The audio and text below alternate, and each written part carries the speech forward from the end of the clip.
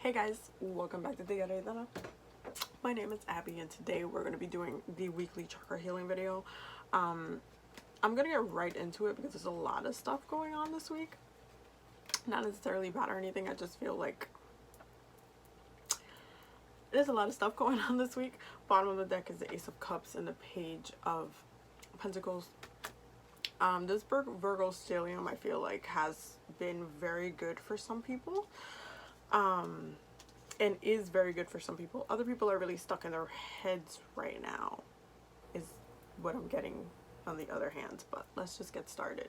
So, for the root chakra, we have the King of Wands, which is actually really amazing to see in the root chakra space. As of right now, especially because we're in Virgo season.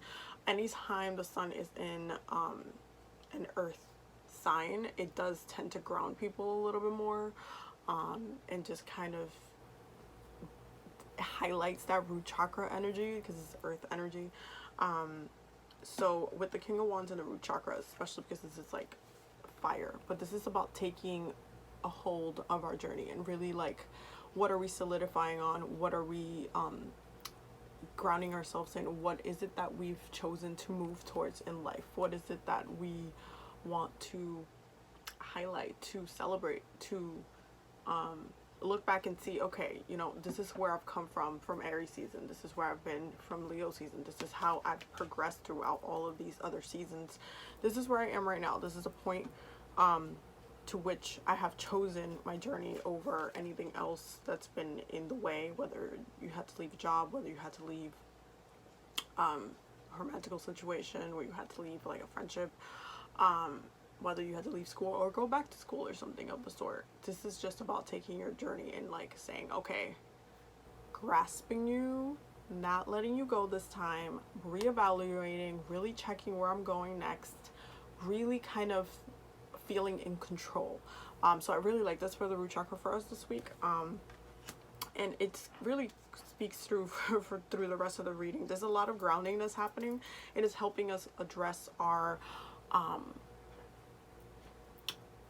that earth is almost like the amount of earth that's in the sky is demanding a certain like purpose from us that we're now having to give back to answer the question of what is that we're doing, what are we trying to do, what are we going to continue doing, what is it, what are we not going to do anymore.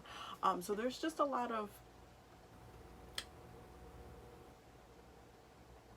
movement happening, even though, I mean, again, Virgo's a mutable sign, so of course it's going to be movement, but I'm just kind of surprised how well people are reacting to it, like the energy, the shift from one to the other, and allowing yourself to be open to what's coming, your journey, really taking it on your own hands, because before it was like a lot of rigidness and not trying to do stuff, and it was just like a stuck energy in certain things, and it's just like it's gotten to the point where it's just like, okay, well, continuing on with our lives, like it's on that level, and I like that as a cardinal sign. I like that. I like to see that in other people. So I do like that. That's the energy for this week for the root chakra. For the sacral space, we have the Six of Wands. So this is actually a really powerful thing to have for the Six of Wands. Some of you might be getting it on this week. I have to say that because it's in the card. And actually feeling very sensual, feeling very good about yourself, feeling very much in control, feeling like you is that bitch. It's kind of hard not to say it that way, but it's really about that. Like, you really feel like you're that. You're on top of your horse. You're feeling very sensual. You're tapped into that sacral space. You're in a place where when you feel more in control, when you feel more empowered, especially working with the sacral space, you can manifest a lot easier. And because it's almost like you're in this high off yourself, literally, you're in this high off yourself, you're then able to really tap into your manifestation skills. And this is when we get right into the solar plexus, which is the Page of Cups. And this is a very beautiful card to get in the page, in the solar plexus, because the solar plexus is about it's just about that willpower, and this is just about that creativity, that fresh intention, that emotional intention, that like, oh, I want this to happen, I really would love for this to happen. My heart is driving me over here. Like, that is an emotional intention that's being said here. And with this card being in the solar plexus, it's like, hey, my willpower is deep into this beautiful emotional intention that I have now. I'm nurturing in that way. And it's just like really being in your power. This week there's a lot of self-development work that's happening. I see a lot of people doing a lot of healing work. I see a lot of people feeling like they've reached a milestone and really being proud of that milestone, like really saying, oh my god, look, I came all this way, I did that, I've been asking for this, I've been working my magic for this, I've been putting that spell work in there, and you know what, I just saw it coming. I just witnessed what I wanted happen. Is really about being on the high horse in that manifestation and the intentions that we set, like how they just come up now. So I do see a lot of people really manifesting really well this week. And for the heart chakra, we have the King of Swords. So some people are a little bit, how do I explain this?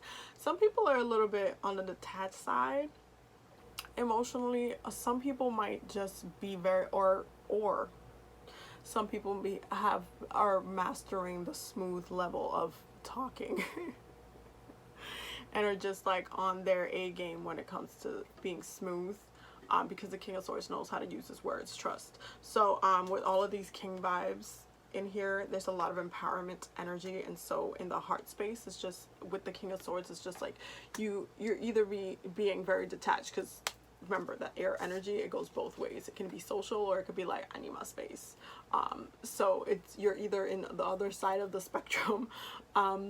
Decide where you're at. But for some people, I do see this as a very social, very talkative, very almost like suave in the heart space. Like you're getting a lot of like of those text messages where the person's just saying exactly what you wish somebody would have told you, or maybe you thought about it like 5 years ago, like, oh my god, I wish I had someone that spoke to like that, and then they said that thing and you were like, oh my god, like stuff like that. Like there's a suaveness to it. And I know the King of Cups is technically the romantical one, but the King of Swords, with words, he masters words. Okay, so it's about verbal like just hitting the right spot with communication. It's about communicative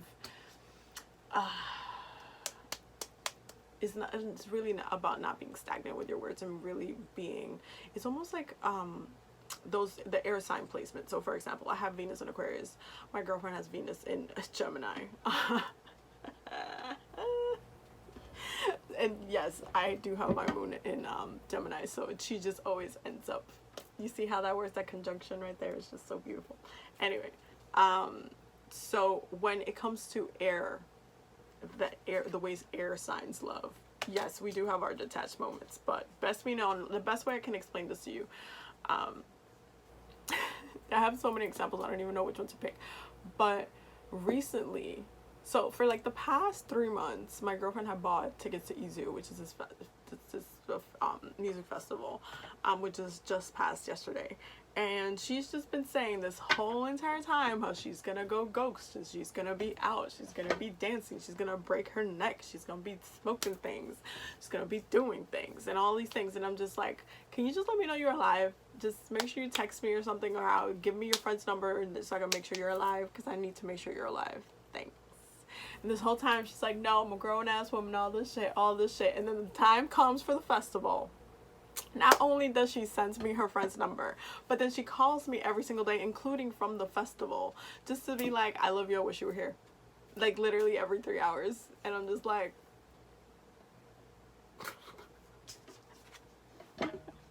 on some cuteness level. But this is what I mean by you don't have to be like the water. It just is not in a romantical side, like, oh my god, can you, like all of these things and just throw flowers at everything. No, it's just words. It's about mastering words and like having the impact of your words and what they actually mean and how they trigger emotions. So in the heart space, there's a suavity that is happening this week. Some people might actually be touching on your heartstrings just by what they say. They might just have set the quote of the week or something, and then you're just like swooning your heart away. So I kind of see it like that. For some people, for other people, some of y'all is just attached and in y'all power. Y'all don't got time to do these things right now. My only thing for those people that want to just be a little detached, I understand. Venus and Aqua, so I understand. But you see how the bottom of the deck is all of these emotions. You know, you still have to water the earth. Okay, it's raining today in New York City, and I always tell people this because I get really annoyed when people complain about the weather and like if it's raining or something like that. I'm just like, well, I don't complain about the rain because if I'm not gonna sit out here and water every single plant, I have nothing to complain about when the earth wants to water themselves, nurture itself as we try to nurture ourselves. Every time I drink water, I'm nurturing myself.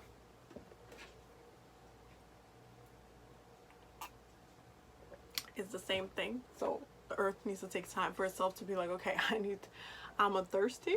I need to drink water. Are you gonna give me the water or can I go get my own water? That's really what it is. So be careful with being a little bit too dry, especially when you need the rain. Okay? Okay. Now for the throat chakra, which is like the only like off card in this whole reading, let me tell you. For the throat chakra, we need to talk about this. And this is really important in Virgo season because the first thing that came to my mind with this is something that Virgos do. Some Virgos do. Some have a really good hold of it. But it's important for y'all not to do this with your throat chakra during Virgo season. And I'm going to tell you why. Virgos rule health, healing, and serving others. Now let's focus on the health and healing part first, because this is what I'm going to be talking about with this specific energy. Okay, so when it comes to Virgos, because they are grounded air, they're ruled by Mercury, so they're air. They're air. However, they are grounded. They're an earth sign, so they're grounded air. Okay, they're air that has come down. Okay, so when it comes to the way their thoughts work, the way they communicate, the way they kind of move about, it's a very contemplative energy. It doesn't move as fast as Gemini does. Gemini is a lot quicker. It's a lot like hits the mark. Meanwhile, Virgo needs to contemplate, needs to wait, needs to take the time, needs to pull it back, and then you're just like, you know, like they need to withdraw, and that's that hermit energy. Now, when it comes to this energy in the throat chakra, you need to be careful with the throat chakra because it has to do about speaking truth, speaking your truth, being honest with yourself, being honest with others, speaking with strength, which we see that we have all over the place over here, right? We have all of this strength, we have all of this fire, we're making moves, we're doing a thing. However, the way we speak out, don't let that block what you're trying to do, because it can easily take all of this away if you react like this verbally. So you can be action wise doing something, but if you contradict yourself and do this, you're just gonna end up poisoning the thing. So one of the things that Virgos are the most high risk of doing is that they can manifest illnesses upon themselves, since they rule healing and health, and they also happen to be ruled by Mercury. So their thoughts are very important. The way they contemplate is very important. The way they come out of that light after their contemplation is very important, because if they just choose to kind of stay in the darker aspect of that twin energy, because they are twins as well. They are the Virgin twins, okay? They're the Virgin sign. They're a duality as well. A lot of people like to forget that. When it comes to their duality, you have to understand that it's supposed to come from the purest form. Virgins, right? Virgins in that which we speak of, that is just young and youthful and all these things, are supposed to be up at the utmost health, right? Because they're very young, they're new, it's out of the box, it's fresh, you know, it's that thing. So when you get to doing this with a Virgo, it can turn a little bit toxic, because then you're adding